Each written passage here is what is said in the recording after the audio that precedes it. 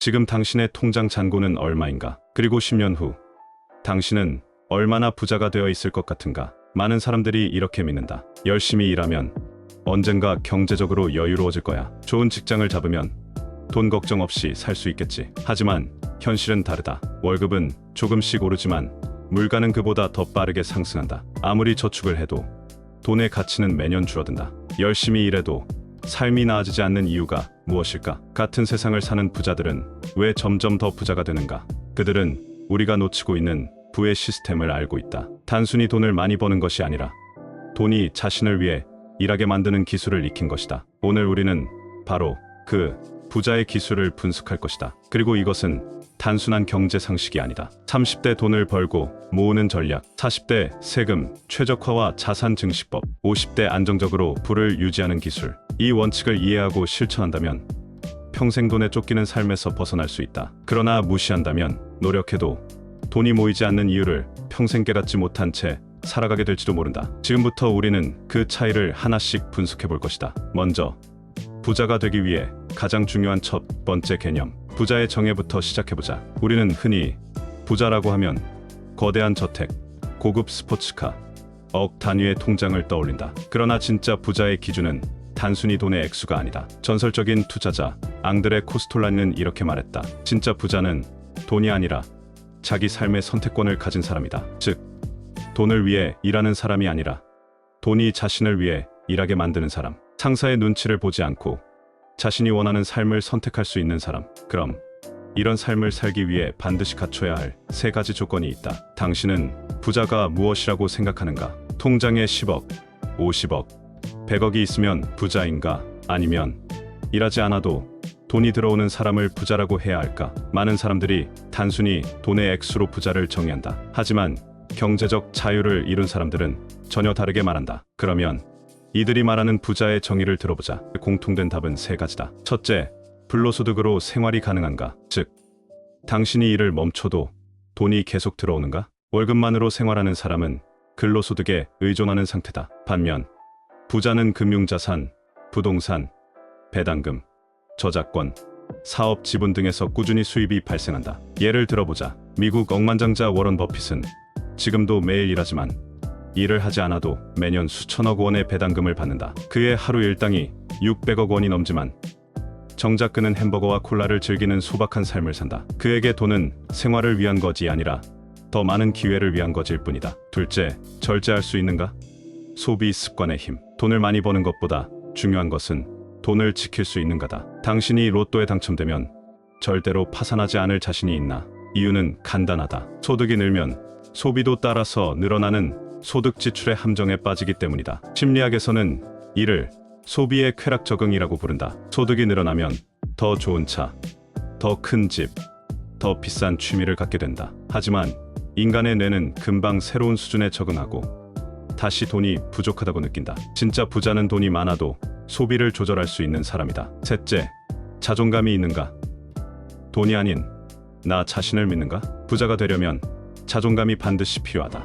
왜일까? 자존감이 낮은 사람은 돈이 많아도 불안하다. 자신의 가치를 돈에서 찾기 때문이다. 그래서 돈이 조금만 줄어도 불안해하고 더 많은 소비로 불안을 해소하려 한다. 반대로 자존감이 높은 사람은 돈이 없어도 부자의 사고방식을 갖는다. 그들은 돈을 내 가치를 증명하는 수단이 아니라 내 선택을 늘려주는 도구로 본다. 심리학자 네이선 데마렐은 이렇게 말했다. 자신을 존중하는 사람은 돈을 위한 소비가 아니라 돈을 활용한 삶을 만든다. 이 차이가 결국 부자가 되느냐, 돈의 노예가 되느냐를 결정한다. 진짜 부자가 되기 위한 세 가지 조건. 불로소득으로 생활이 가능한가? 돈이 나를 위해 일하게 만들어라. 절제할 수 있는가? 소비 습관을 통제하지 못하면 아무리 벌어도 소용없다. 자존감이 있는가? 돈이 나를 지배하는 것이 아니라 내가 돈을 다스려야 한다. 지금 이 세 가지 요소를 스스로 체크해보라. 만약 이 기준을 충족하지 못한다면 당신은 아직 진짜 부자가 아니다. 하지만 괜찮다. 지금부터 우리가 배울 부자의 기술을 차근차근 실천하면 된다. 이제 다음 단계로 넘어가자. 부자가 되기 위해 가장 먼저 키워야 하는 것은 인적 자본이다. 왜 이것이 중요한지, 그리고 어떻게 키워야 하는지 깊이 들어가 보자. 우리는 흔히 부자가 되려면 투자를 잘해야 한다고 생각한다. 하지만 여기서 결정적인 질문 하나를 던져보자. 투자를 하려면 먼저 무엇이 필요할까? 바로 돈이다. 그리고 대부분의 사람들은 처음부터 투자할 큰 돈을 가지고 있지 않다. 그렇다면 부자들은 어떻게 처음 자산을 형성했을까? 그 답은 바로 인적자본에 있다. 인적자본. 부자가 되기 위한 첫 번째 자산. 인적자본이란 돈을 벌 수 있는 능력을 의미한다. 즉, 당신의 지식, 기술, 경험, 네트워크, 창의성 등이 포함된다. 심리학자 다니엘 카너먼은 인간의 경제적 성공을 결정짓는 가장 중요한 요소 중 하나가 전문성이라고 말했다. 왜냐하면 전문성이 있어야 시장에 가치 있는 서비스를 제공할 수 있고 그 대가로 높은 소득을 받을 수 있기 때문이다. 예를 들어보자. 30대의 두 사람 A와 B가 있다. 이 A는 평범한 직장에서 일하면서 별다른 기술을 배우지 않는다. B는 꾸준히 자기 개발을 하며 전문성을 키워 연봉을 2배로 높인다. 5년 후 A는 여전히 월급에 의존하지만 B는 높은 소득을 기반으로 금융자본을 만들 수 있는 기회를 갖게 된다. 즉, 인적자본이 커질수록 금융자본을 축적할 가능성이 커진다. 금융자본. 돈이 일하게 만드는 시스템. 반면 금융자본은 돈 자체를 의미한다. 이것은 주식, 부동산, 사업지분, 채권, 저작권 등 다양한 형태로 존재할 수 있다. 그리고 부자가 되려면 반드시 이 금융자본을 활용해야 한다. 하지만 문제는 대부분의 사람들이 금융자본을 만들기 전에 투자부터 하려고 한다는 것이다. 예를 들어보자. 인적자본이 낮은 사람이 1,000만 원으로 주식 투자를 한다면 시장을 이해할 지식이 부족해 큰 손실을 볼 확률이 높다. 반대로 인적자본이 높은 사람이 1,000만 원으로 투자를 한다면 시장을 분석하고 올바른 투자 전략을 세울 수 있어 장기적으로 돈을 불릴 가능성이 크다. 이처럼 금융자본을 다룰 능력은 인적자본이 있어야만 제대로 발휘될 수 있다. 인적자본이 먼저냐?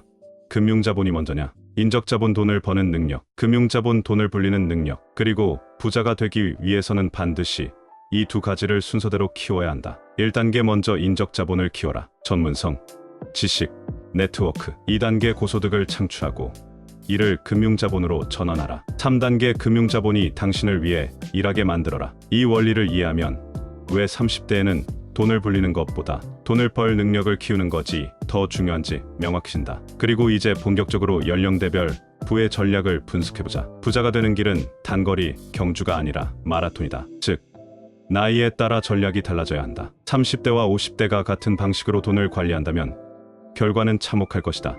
왜일까? 30대는 돈을 버는 능력을 키워야 하는 시기, 40대는 돈을 불리는 시스템을 만들어야 하는 시기, 50대는 돈을 지키고 안정적으로 운용해야 하는 시기. 그럼 이제 연령대별 구체적인 전략을 살펴보자. 30대 고소득을 만드는 시기. 돈을 벌 능력을 키워라. 30대는 돈을 불리는 것보다 돈을 벌 수 있는 능력을 극대화하는 것이 우선이다. 왜냐하면 이 시기의 자본은 아직 적고 시간이 많아 가장 큰 위험 감수 능력을 가지고 있기 때문이다. 1. 전문성을 키워라. 인적자본에 올인하라. 30대는 평생의 소득을 결정하는 골든 타임이다. 이 시기에 어떤 기술을 가지느냐가 40대 이후의 삶을 결정한다. 실전 전략. 현재 업계에서 가장 높은 연봉을 받는 사람들이 가진 스킬을 분석하라. IT, AI, 금융, 의학, 데이터 분석 등 고소득 직군으로 이동할 기회를 모색하라. 본업 외에도 부업, 프리랜싱, 자기 브랜딩을 통해 수입원을 다변화하라. 이 공격적인 투자를 하라. 장기 성장 자산에 집중하라. 30대에는 위험을 감수할 시간이 있다. 즉, 안정적인 자산보다 성장 가능성이 높은 자산에 투자하는 것이 유리하다. 실전 전략. 주식 단기 트레이딩보다 ETF, 글로벌 성장주 등 장기 투자를 우선하라. 스타트업 앤드 IPO. 초기 기업에 소액 투자하여 성장 기회를 잡아라. 자기 개발 투자. MBA, 코딩, 외국어 등 소득을 늘릴 수 있는 스킬에 투자하라. 3. 소비 습관을 통제하라. 부자가 되는 첫 번째 시험. 30대의 소비 습관을 잡지 못하면 평생 돈을 모으기 힘들어진다. 실전 전략. 소득이 올라가더라도 소비 수준을 일정하게 유지하라. 신용카드 대신 현금과 체크카드를 사용해 충동 소비를 방지하라. 지출 전에 48시간을 기다리는 습관을 들여 즉흥적 소비를 줄여라. 30대의 목표. 연봉을 최대한 높이고 수입원을 다변화한다. 공격적인 투자로 자산 증식의 기반을 만든다. 소비 습관을 통제하여 부채를 최소화한다. 40대 자산 증식 앤드 세금 최적화. 돈을 불릴 시스템을 구축하라. 40대가 되면 30대와는 완전히 다른 전략이 필요하다. 이제 돈을 버는 것보다 불릴 수 있는 시스템을 만들어야 한다. 1. 세금이 자산을 결정한다. 부자들이 세금에 집착하는 이유. 부자들은 단순히 돈을 많이 버는 것이 아니라 세금을 얼마나 줄이느냐에 집중한다. 실전 전략, 연금, ISA, 부동산 법인 등 세금 혜택이 있는 금융상품을 활용하라. 소득이 높아질수록 절세 전략을 연구하라. 벤처 투자조합, 출자를 활용하여 세액 공제를 받으라. 이 포트폴리오를 다각화하라. 집중 투자에서 벗어나라. 40대는 돈을 지킬 수 있는 전략이 중요하다. 실전 전략, 부동산 실거주 외에 수익형 부동산을 확보하라. 주식 앤드 배당 단기 매매가 아니라 배당 중심의 안정적 자산을 늘려라. 사이드, 비즈니스 기존 소득에 의존하지 않고 새로운 사업 모델을 고려하라. 40대의 목표, 소득이 아닌 순자산을 키우는 데 집중한다. 세금 최적화 앤드 포트폴리오 다각화를 통해 자산을 안정적으로 불린다. 새로운 수입원을 만들어 경제적 자유에 한 걸음 더 가까워진다. 50대 자산 보존 앤드 아름다운 퇴직. 돈을 지켜라. 일 더 이상 돈을 버는 것이 아니라 돈을 유지하는 것이 중요하다. 50대는 이미 자산을 어느 정도 형성한 상태다. 이제 중요한 건 얼마나 더 벌 수 있는가가 아니라 얼마나 오래 유지할 수 있는가?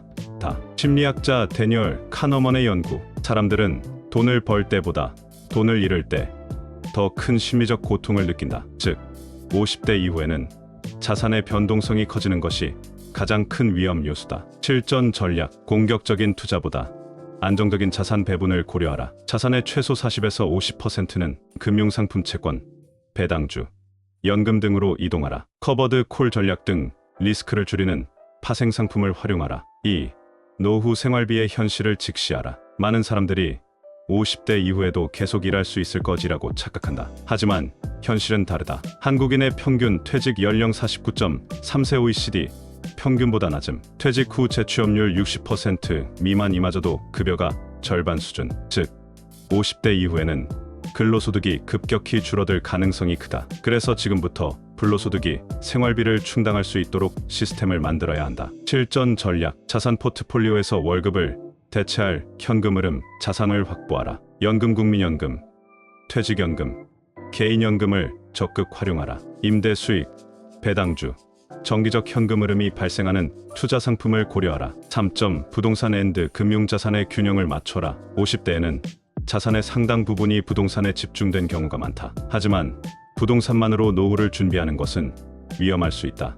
왜일까? 부동산은 환금성이 낮아 급하게 돈이 필요할 때 현금화가 어렵다. 자산이 부동산에만 집중될 경우 부동산 시장 침체 시 큰 타격을 받을 수 있다. 실전 전략, 부동산 50%, 금융자산 40% 수준으로 균형을 맞춰라. 부동산을 보유하더라도 일부는 현금화할 수 있는 상품, 리츠, 부동산 펀드 등으로 분산하라. 은퇴 후를 대비해 주거비 절감 전략을 세워라. 예전원주택, 해외 거주 등. 4점, 아름다운 퇴직, 온퇴, 온전한 퇴직을 준비하라. 마지막으로 가장 중요한 질문을 던져보자. 당신은 돈을 모으는 이유가 무엇인가? 단순히 돈을 모으기 위해서가 아니다. 우리가 부자가 되고 싶은 이유는 삶의 자유를 얻기 위해서다. 온퇴란 단순한 은퇴가 아니라 경제적, 심리적으로 온전한 퇴직을 의미한다. 즉, 돈에 대한 걱정 없이 자신이 원하는 삶을 살 수 있는 상태다. 온퇴를 위한 3가지 조건. 경제적 자유, 생활비를 불로소득으로 충당할 수 있는가? 심리적 자유, 일하지 않으면 불안한 상태에서 벗어날 수 있는가? 사회적 관계, 경제적 자유를 얻은 후 무엇을 하며 살 것인가? 이제 당신에게 질문하겠다. 10년 후 당신은 어떤 삶을 살고 싶은가? 여전히 돈 때문에 불안해하며 60대에도 일할 곳을 찾아야 하는가? 아니면 젊었을 때부터 부자의 기술을 익혀 경제적 자유를 누릴 것인가? 이제 선택은 당신의 몫이다. 지금부터라도 부자의 사고방식을 배우고 연령대별 전략을 실행하라. 그러면 10년 후 당신의 삶은 완전히 달라질 것이다. 오늘 우리는 부자가 되는 기술을 연령대별로 분석했다. 30대 돈을 벌 능력을 키워라. 고소득, 직군, 공격적 투자. 40대 돈을 불릴 시스템을 만들어라. 세금 최적화, 포트폴리오 다각화. 50대 돈을 지키고 아름다운 퇴직을 준비하라. 자산 보존, 온퇴 전략. 하지만 가장 중요한 건 당신이 지금 무엇을 할 것인가다. 이제 선택하라. 좋은 정보였다라고 생각하고 그냥 지나칠 것인가? 아니면 지금부터 실천하여 당신의 경제적 미래를 바꿀 것인가? 댓글로 당신의 목표를 적어보자. 당신은 10년 후 어떤 부자가 되고 싶은가?